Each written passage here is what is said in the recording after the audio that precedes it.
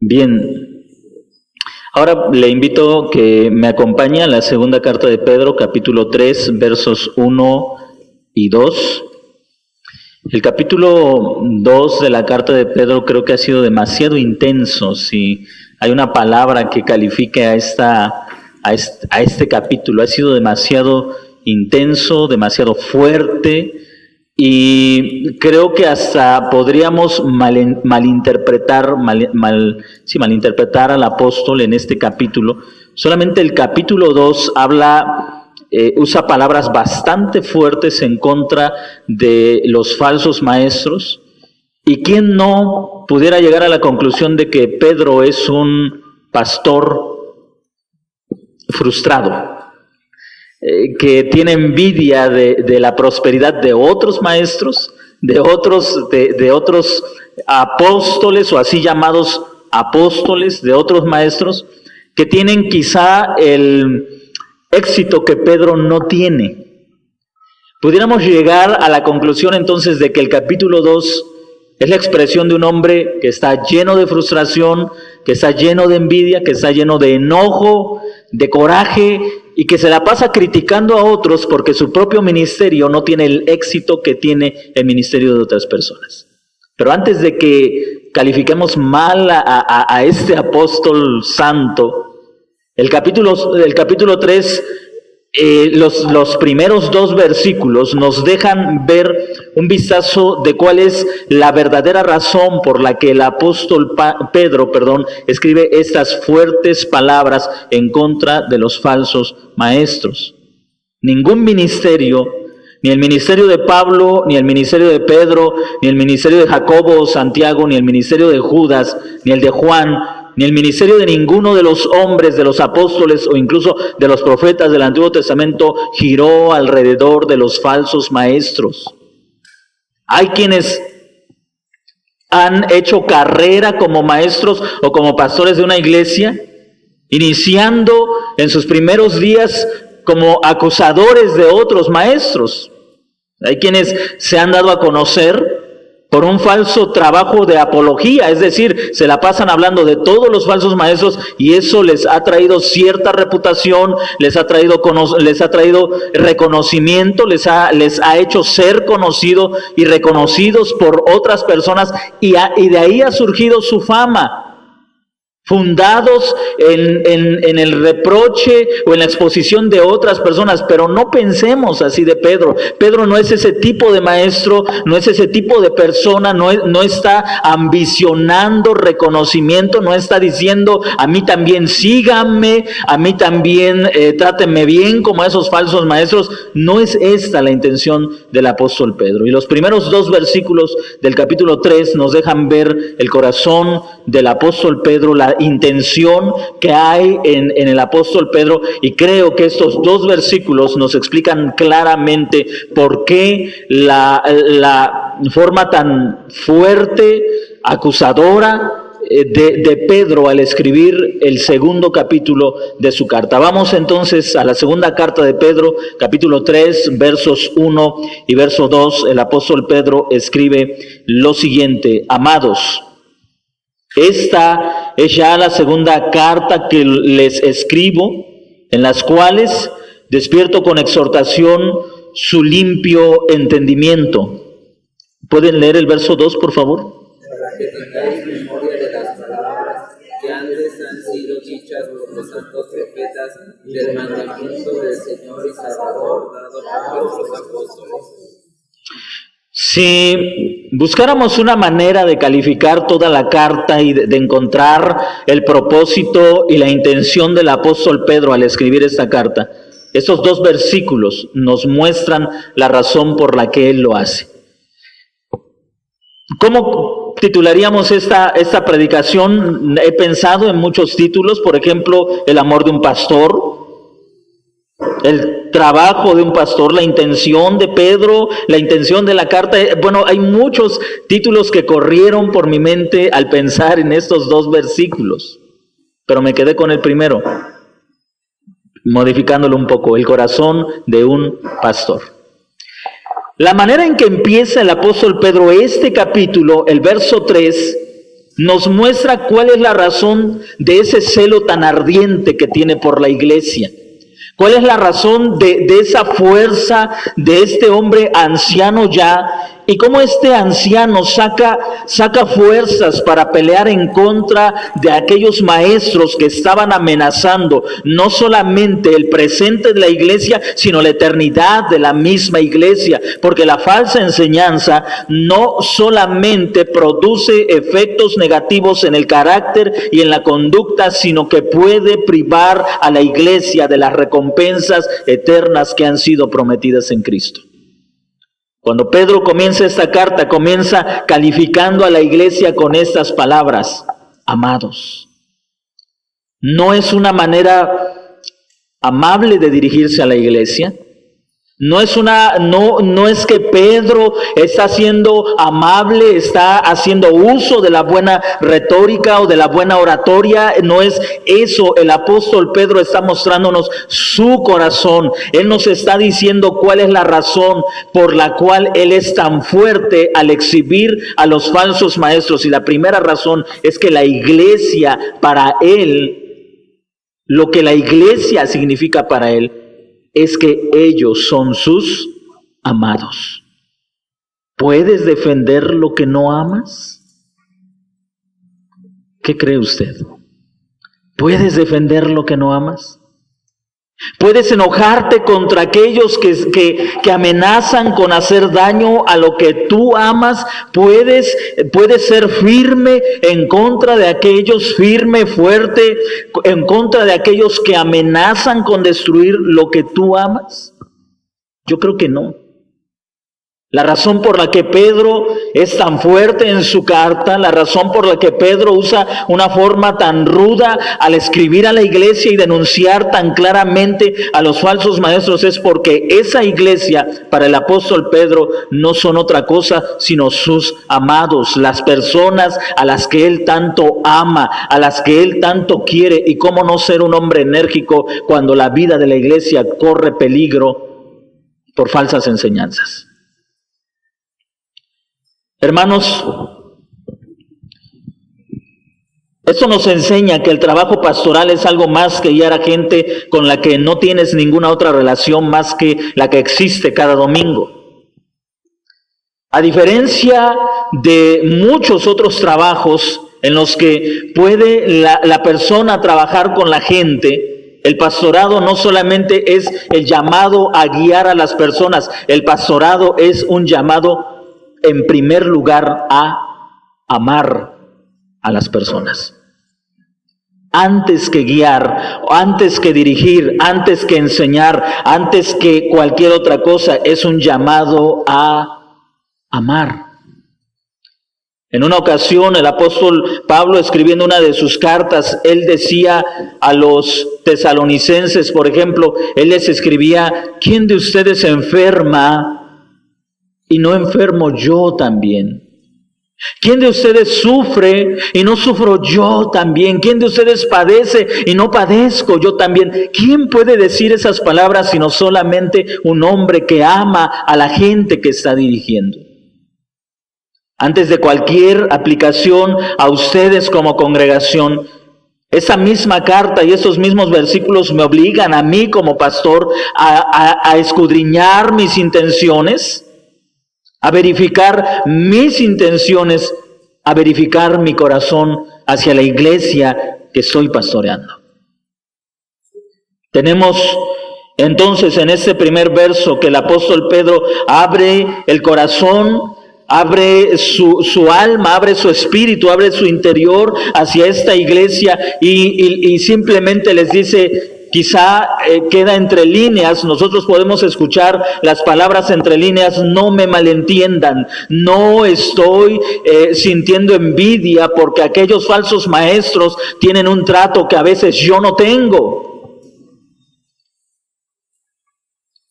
Si usted lee la carta que escribe el apóstol Pablo a los Corintios, se va a dar cuenta que los corintios estaban dando un trato a los falsos maestros que no le daban ni siquiera a Pablo, que había sido, como él dice en esa carta: ustedes podrán tener muchos maestros, pero tienen un solo Padre en Cristo. Y Pablo dice, pero no me malentiendan, no estoy sintiendo envidia de eso, sino estoy sintiendo amor por ustedes. Lo mismo sucede con Pedro. Yo creo que cada uno de nosotros como padres, a veces somos fuertes, somos firmes, e incluso a veces nuestros propios hijos pueden pensar que somos demasiado duros con ellos, pero detrás de esa firmeza, incluso detrás de esa dureza, existe un corazón que está defendiendo lo que ama. ¿No es cierto? A veces como hijos no lo entendemos, ¿no es cierto? A veces como hijos no entendemos por qué nuestros padres pueden ser demasiado enérgicos o demasiado fuertes, pero cuando eres padre te das cuenta que muchas veces eso que tú entendías que era una dureza de parte de tus padres no es más que una manera de decirte te amo y necesito cuidarte, necesito protegerte. No estoy hablando de ese amor enfermizo, de una sobreprotección, sino de ese amor sensato que cubre, que defiende de manera sensata. Aquí tenemos a un hombre no hablando como un profesionista o como un profesional, sino tenemos a un hombre hablando como un padre, a un hombre hablando como un pastor. ¿Ha visto alguna vez a su doctor llorar por usted y por la enfermedad que tiene? ¿Alguna vez sentada usted o sentado usted del otro lado del escritorio de su doctor lo ha escuchado decir con verdadero sentimiento, lamento la enfermedad que tienes y créeme, estoy haciendo todo lo posible porque salgas adelante en esta enfermedad, mi vida está interesada y estoy comprometido al 100% en verte recuperar de esta enfermedad? ¿Le ha hablado a usted así? Su doctor en el seguro, en el donde le ha hablado a usted así su doctor. ¿Cómo le da las malas noticias? Con una frialdad, ¿no es cierto? Tienes tal enfermedad. Mientras probablemente inclinado sobre el escritorio escribe su receta y le dice, si no te cuidas te queda tanto tiempo, toma esa receta y... ¿No es cierto? Imagínese un pastor diciéndote con esa frialdad cuando tú lo consultas porque tienes problemas en la familia, con los hijos, en el matrimonio, y que te dijera con esa frialdad, tus hijos se van a ir al infierno, yo creo que en un máximo de 3 días. Tu matrimonio se va a acabar y no puedes hacer nada más por él. No es un profesionista el que está hablando aquí. John Piper escribe un hermoso libro, Hermanos, no somos profesionales, y en uno de los capítulos de este libro dice, el profesionalismo mata el amor, y eso es verdad. Como pastores no somos llamados a ser profesionales, somos llamados a amar a personas por las cuales Cristo dio su vida. Así que el apóstol Pedro al hablar estas palabras con esta dureza en la que lo vemos en el capítulo 2, detrás de esta dureza, detrás de esta firmeza está un corazón que está profundamente preocupado por el destino de cada una de esas personas de las cuales él es su anciano, de las cuales él es su pastor. Y con mucha propiedad y con mucha seguridad él puede llamarles amados. Porque cuando la iglesia no es eso para uno que es pastor, entonces, hermanos, se ha errado en el ministerio. Si hay algo que Dios demanda de los pastores, si hay algo que Dios demanda de nosotros, no solamente es que seamos fieles en cumplir nuestra tarea, es que amemos a las personas con las cuales estamos trabajando. Esa es la razón principal por la cual el apóstol Pedro escribe todo esto que, le repito, el capítulo 2 fue realmente intenso, fue fuerte, pero no malentendamos a Pedro. Quien está hablando es un hombre preocupado por la vida, quien está escribiendo es un hombre preocupado por la vida de esa congregación. La razón fundamental entonces de la carta es por el profundo amor que el apóstol Pedro tiene por la iglesia. Pero en el mismo verso 1 encontramos otro propósito por el cual el apóstol Pedro escribe la carta y que recuerda y que debe recordarnos, número 1, ¿por qué razón? ¿Cuál es la razón de mi trabajo como pastor? ¿Y cuál es la razón por la que tenemos discipulados, por la que tenemos reuniones, por la que tenemos reuniones congregacionales? Hay una razón, hermanos. La razón fundamental no es la que tienen los falsos maestros. Los falsos maestros celebran reuniones para sacar provecho de las personas, para recoger ofrendas, para sacar dinero de ellos, pero el pastorado no tiene nada que ver con eso. El apóstol Pedro en el verso 1 dice, les he escrito esta segunda carta en la cual, amados, esta es ya la segunda carta que les escribo, en las cuales despierto con exhortación su limpio entendimiento. ¿Cuál es la razón fundamental por la que Pedro escribe esta y lo que creemos su primera carta, como la tenemos registrada, la primera carta y esta segunda carta? ¿Cuál es la razón por la que Pedro escribe estas cartas? Para que entiendan, en palabras del apóstol Pedro, para exhortarles, para despertar su limpio entendimiento. Mire que Pedro tiene un propósito bien definido.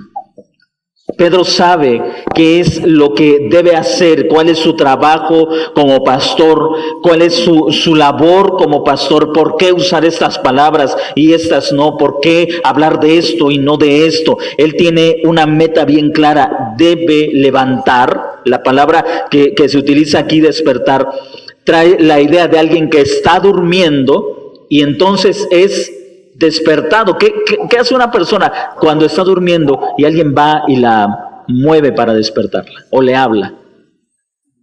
Tiene que levantarse, ¿sí? ¿Qué es lo que nos está enseñando el apóstol Pedro? Miren,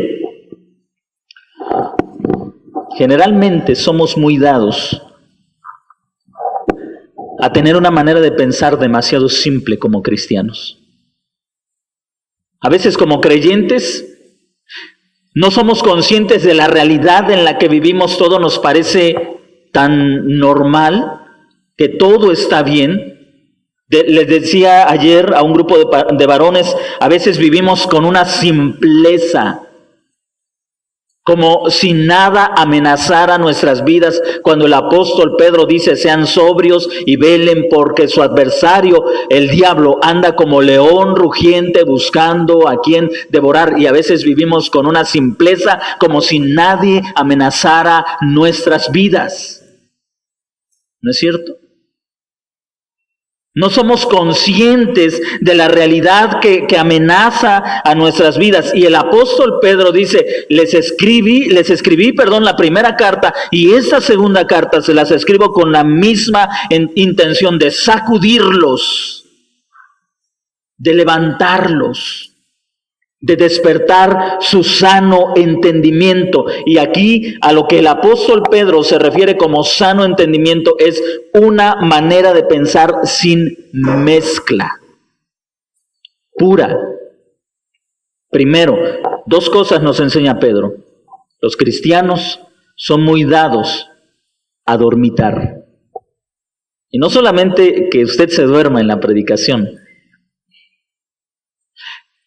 ¿Se acuerda usted de la parábola del Señor Jesucristo del trigo y la cizaña? ¿La recuerda alguno de ustedes? ¿Sí se acuerdan? ¿Por qué apareció la cizaña en el campo donde solamente había sembrado trigo? ¿Recuerdan ustedes por qué? ¿Por qué? Se descuidaron, se durmieron. Los encargados de cuidar el campo se descuidaron, durmieron. Y cuando vieron los enemigos del dueño de ese campo que sus siervos estaban dormidos, entraron para sembrar cizaña. Muchas parábolas nos hablan de lo débiles que somos mentalmente. Las 10 vírgenes, 5 de ellas, ¿qué hicieron? Bueno, las 10, ¿qué hicieron? Se durmieron.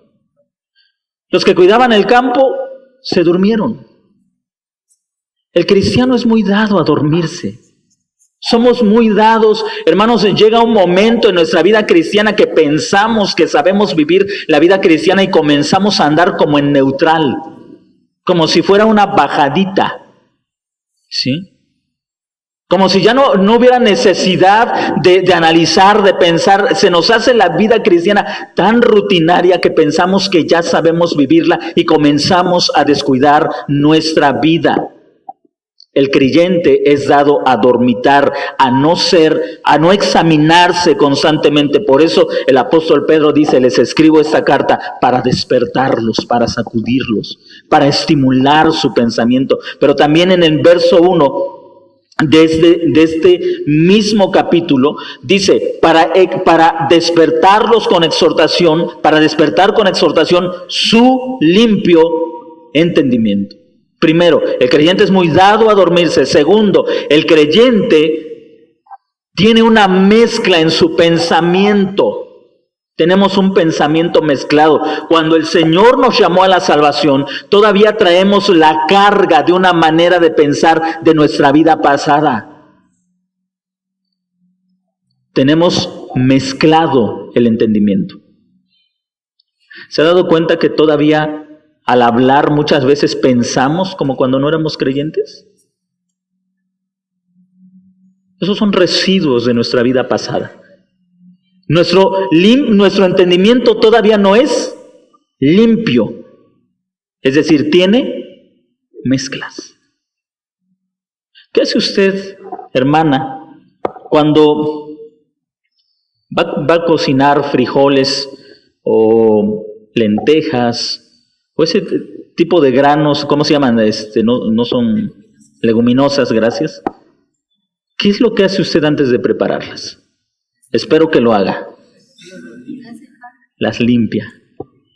¿Por qué? ¿Por qué las limpia? Porque vienen mezcladas. Puede traer basurilla, piedras, tierra, y usted tiene que separar. Exactamente. Cuando nosotros somos llamados a la salvación, somos salvos del pecado, pero la Biblia dice que nuestro entendimiento tiene que ser renovado constantemente. Pablo a los romanos escribe que debemos renovar nuestro entendimiento para llegar a entender la voluntad del Señor, que es buena y perfecta, porque nuestro entendimiento viene con mezclas. Hemos aprendido a vivir de tal manera durante tantos años que de repente se nos hace difícil vivir la vida novedosa, la vida en el Espíritu. Así que los creyentes a los que está escribiendo el apóstol Pedro tienen todavía el pensamiento mezclado. ¿Cuánto más con estas falsas enseñanzas? En lugar de que tuvieran un buen entendimiento, se estaba arraigando la manera equivocada de pensar. Hermanos, básicamente existen dos maneras de ver la vida. Número uno, la forma en que Dios la revela, y número dos, la forma en que el pecado la distorsiona. O tú ves la vida como Dios la revela, o tú ves la vida como el pecado te la ha distorsionado. Cualquiera que sea tu pecado.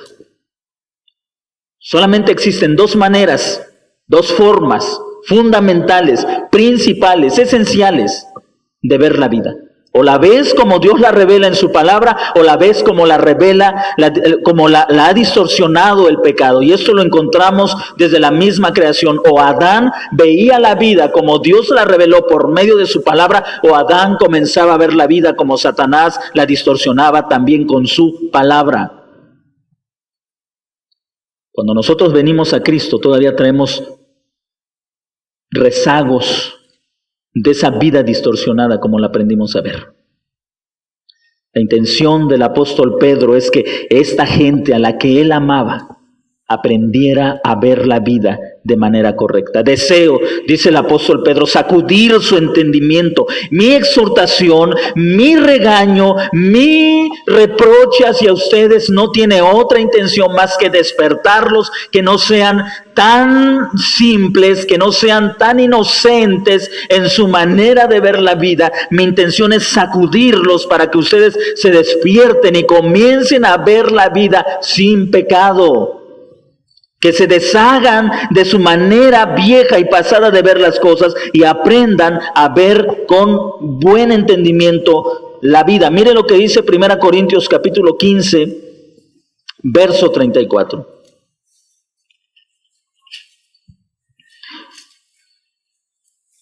Primera carta de Pablo a los Corintios, capítulo 15, verso 34. Velad debidamente y no pequéis, porque algunos no conocen a Dios, para vergüenza vuestra no digo.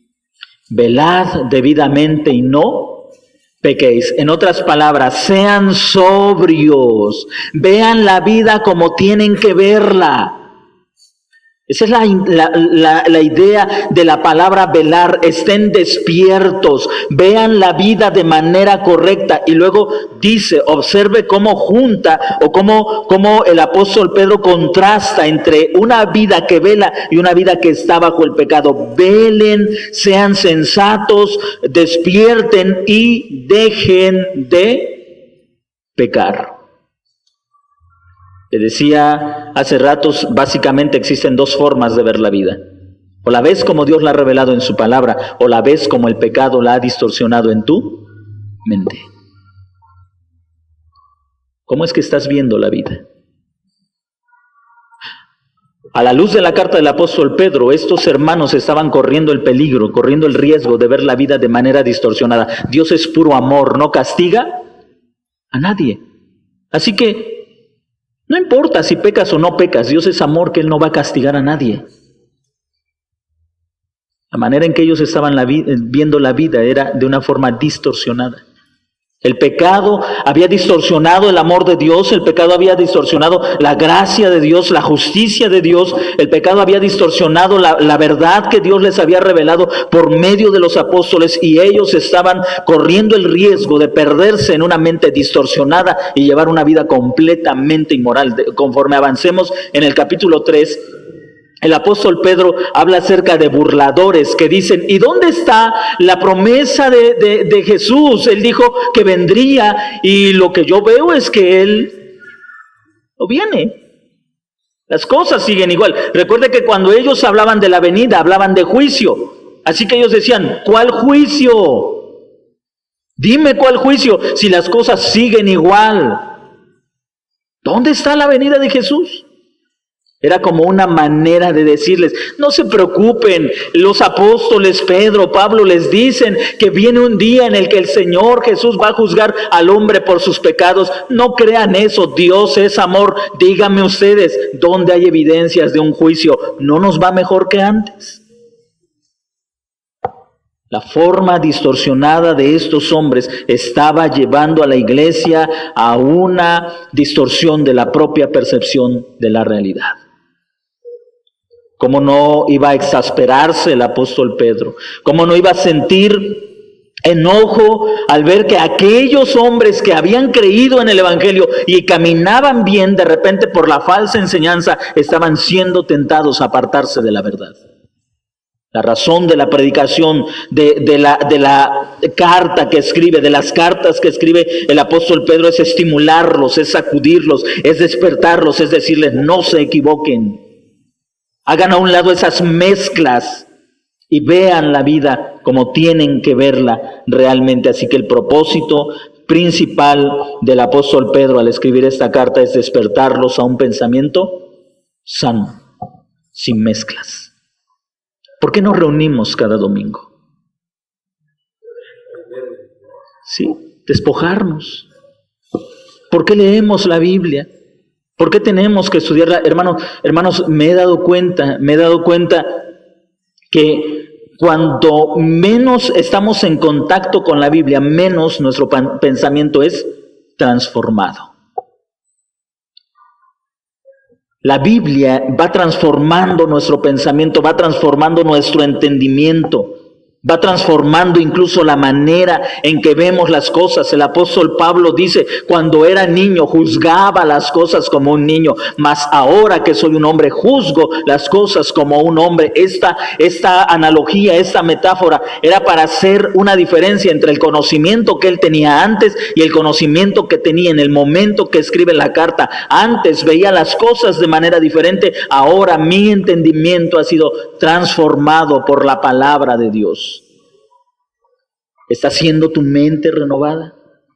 ¿Está siendo tu mente transformada? ¿Estás siendo exhortado, estimulado a un sano entendimiento? ¿Estás siendo estimulado a ver la vida de manera correcta, sin mezclas? Dejando de lado el pecado, haciendo a un lado el pecado, porque esa es la intención de reunirnos los domingos, hermanos, de que nuestra mente sea estimulada, apartarnos de la vieja manera de pensar. La manera en que usted y yo pensábamos antes de ser salvos es una manera pecaminosa, incorrecta.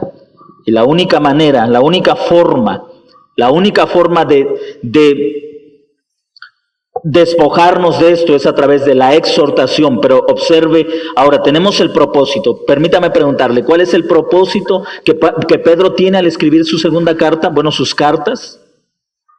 ¿Recuerda usted el propósito? Refrescar la memoria, sí, pero despertarlos a un pensamiento limpio. Ese es el propósito. Despertarlos a un pensamiento limpio. ¿Qué significa eso? ¿Recuerda usted qué significa? No tener mezclas, exactamente. Que el pecado que ha distorsionado nuestra manera de ver las cosas sea separado. Que seamos limpios de la distorsión pecaminosa con la que vivíamos. ¿Cómo lo logra el apóstol Pedro? Verso 1. Los despierto con, ¿sí? Los despierto con exhortación. ¿Recuerda usted lo que Salomón escribió en el libro de Eclesiastés? En el último capítulo. Eclesiastés capítulo 12. Verso 11. Eclesiastés capítulo 12, verso 11. ¿Alguien quiere hacer la lectura de estos versos? Las palabras de los sabios son como clavos hincados son las de los maestros de las congregaciones dadas por un pastor.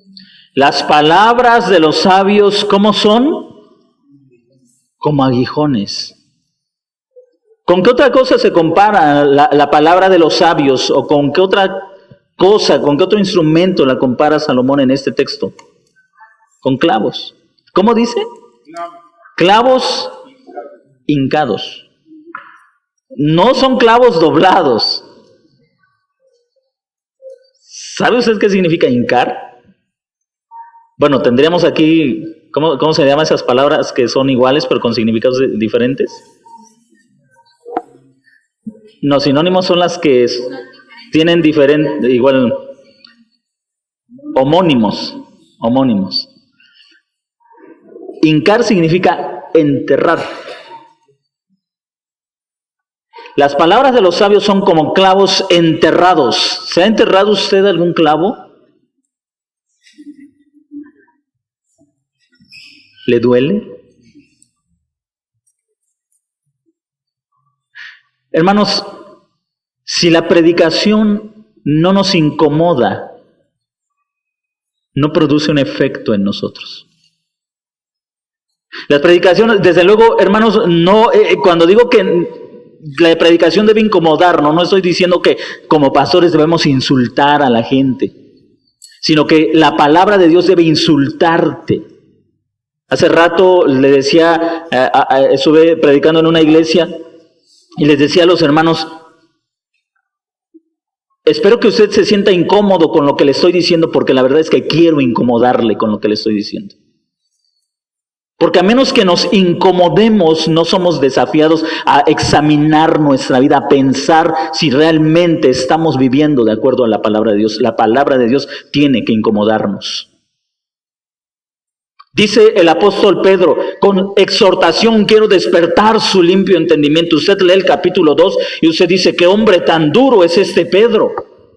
¿De qué otra manera vas a acudir a esa iglesia a que vean la realidad del peligro de tener falsos maestros entre ellos?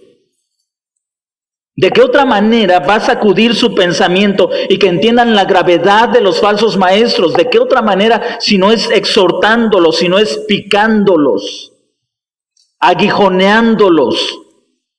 Las palabras del sabio, dice Salomón, son como aguijones. ¿Pueden repetir la lectura? Las palabras de los sabios son como aguijones, como clavos hincados son las de los maestros de las congregaciones, cada uno. Son como aguijones. Algunos historiadores piensan que esto se refiere a una punta larga que tenían los pastores para estimular a los animales a que caminaran. No sé si usted conoce o ha visto el pastoreo, cómo los animales son muy dados a entretenerse en el camino cuando van de camino al campo. ¿Sí los ha visto? Van de paso y se entretienen con el matorral que encontraron acá, se entretienen o se desvían para el terreno de allá, pero ni el matorral ni el terreno son su destino. ¿Y qué hace el pastor? Los pica, los puya, los pica. ¿Ha visto cómo salta un animal pullado?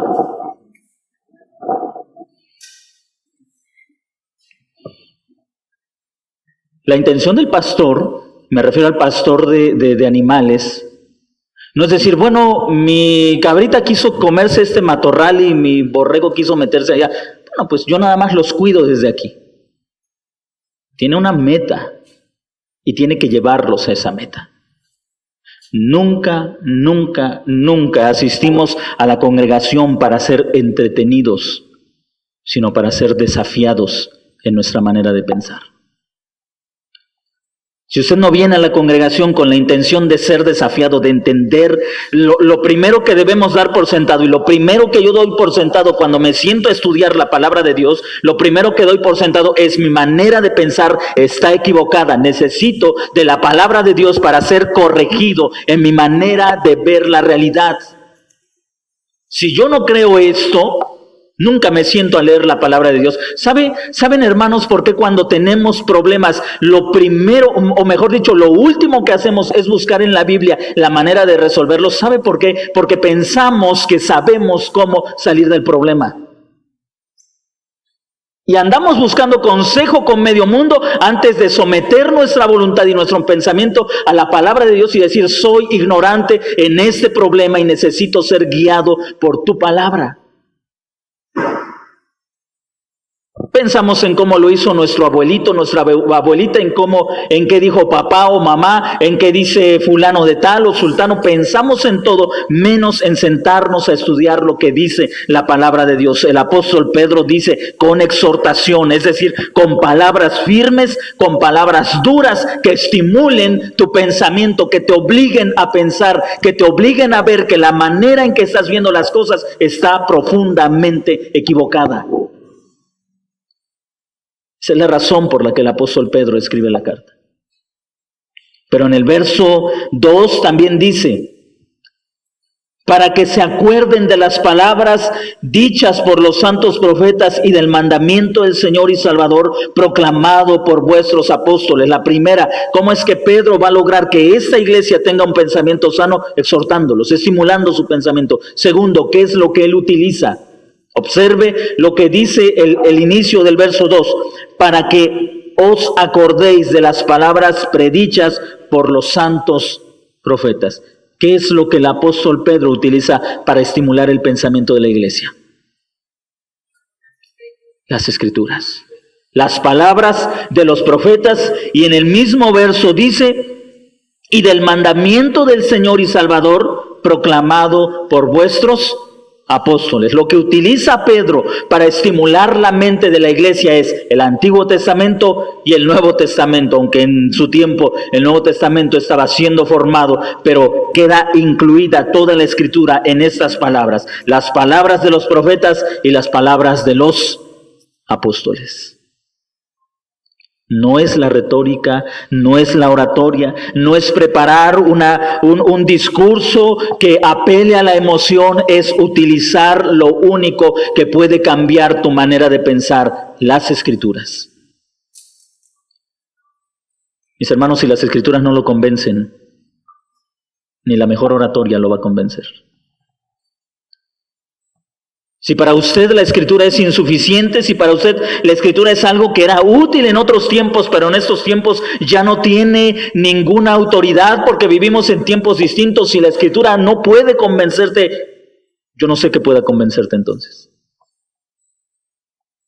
Lo que hace el apóstol Pedro es decirles, recuerden que lo que yo les estoy diciendo es lo que ya dijeron los profetas y lo que han dicho el resto de los apóstoles.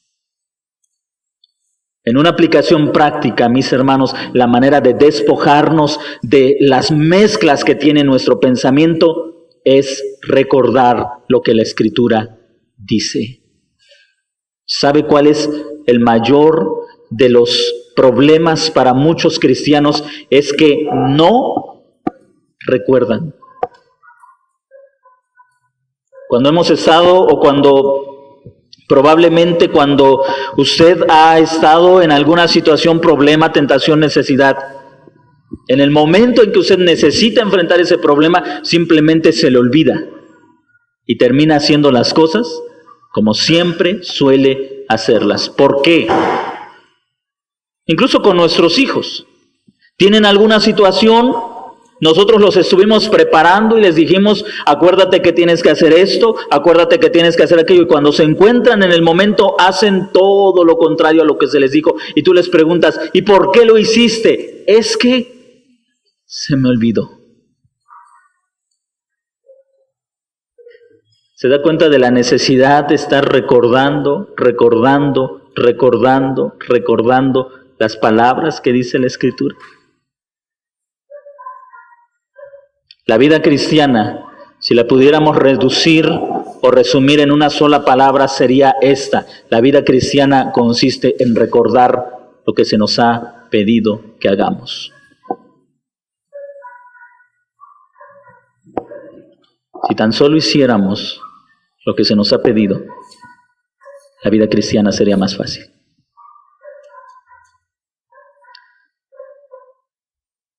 Muchos de nosotros buscamos, o muchos cristianos, mejor dicho, en la actualidad, buscan experiencias sobrenaturales que les hagan vivir en un plano de vida espiritual mucho más allá del que están viviendo. Algunos necesitan que el Espíritu los toque para que lleven una vida victoriosa. Otros dicen, necesito un avivamiento en mi vida. ¿Sabe qué dice Pedro? No necesitas un toque del Espíritu. No necesitas un avivamiento, tan solo necesitas recordar lo que ya se te ha dicho. Es lo único que necesitas. Tan solo si recordaras e hicieras lo que se te ha pedido.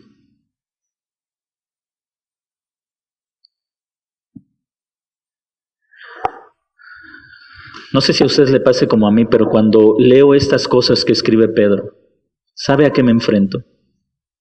A mi propia necedad. Porque es más fácil decir, Señor, ¿dónde estás? He orado tanto para que me des una experiencia y yo ya no sea el tipo de persona que soy. He ayunado tanto para que me des una experiencia y ya no sea el tipo de persona que soy. Señor, no me oyes. ¿Dónde estás? Pero cuando escucho a Pedro decirles, escribo estas cosas para que recuerden, me enfrento a un mayor problema. No es que Dios está ausente, es que yo soy demasiado necio. Y eso sí es un gran problema. ¿No le parece? Porque podemos encontrar 1001 excusas. Es que, no sé, antes iba a la congregación y sentía la presencia de Dios, antes cantaba y sentía la presencia de Dios, ahora no sé qué pasa. La iglesia se ha enfriado. Es más fácil pensar así. Es más fácil decir eso en lugar de decir, soy tan necio que olvido con facilidad el mandamiento del Señor. Es más fácil decir algo ha pasado en mi vida, algo, el diablo me ha robado el gozo, Satanás me ha robado la alegría, algo ha pasado, o la iglesia ya no está avivada como antes lo estaba, en vez de doblar nuestras rodillas y decir, Señor, he sido tan necio que he olvidado las cosas que tú me has pedido que haga.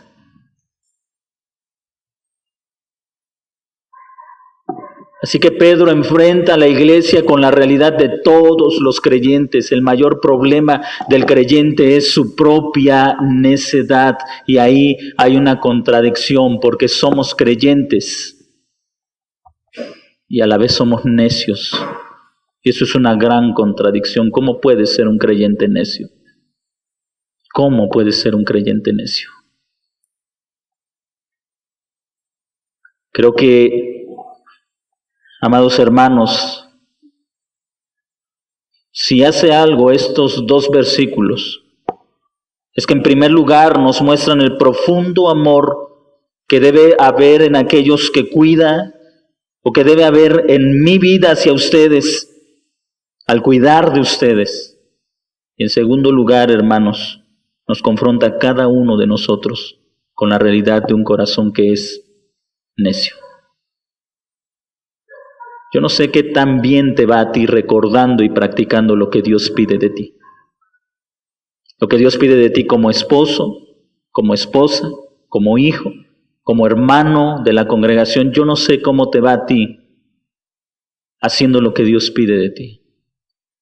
En el libro del profeta Miqueas, el Señor por medio del profeta habla estas palabras: hombre, Dios te ha declarado lo que es bueno. ¿Y qué pide el Señor de ti? Solamente hacer justicia, amar misericordia y humillarte ante tu Dios. ¿Es tan difícil recordar eso? ¿Es tan difícil? ¿Qué significa hacer justicia? Obedecer los mandamientos. ¿Es tan difícil recordarlo? Amar misericordia, es decir, no seas legalista. Porque a veces amar o hacer justicia puede darnos un sentido de superioridad. Yo sí estoy obedeciendo a Dios, pero tú no lo estás obedeciendo. Así que tú no mereces nada de parte de mí, porque yo sí soy obediente. No, el Señor te recuerda que hacer justicia implica amar misericordia y humillarte ante tu Dios. ¿Es tan difícil recordarlo? ¿Verdad que no? Es más la necedad de nuestro corazón que lo difícil de los mandamientos del Señor. Permítame terminar. ¿Recuerda usted la ocasión en que Dios le dijo a la nación de Israel: yo te he dado mandamientos que tú puedes conocer y que ninguno de ustedes puede decir, oh, ¿quién irá hasta el cielo y me traerá esos mandamientos? ¿O quién irá del otro lado del mar y me traerá esa palabra? Porque yo te he dado mandamientos que tú puedes entender. En otras palabras, no te excuses diciendo, la palabra de Dios es tan difícil que ¿quién me la va a hacer entender? Porque es tan clara que lo único que se interpone para que de verdad la obedezcamos, permíteme reiterarlo, es la necedad de nuestro corazón. Es lo único que se interpone. Así que, como amados del Señor Jesucristo, les ruego que recuerden todo lo que la palabra de Dios pide de nosotros. Y que con un verdadero deseo busquemos obedecer al Señor. Que en cada momento de tu vida recuerdes lo que Dios pide de ti. Incline su rostro y vamos a hacer una oración.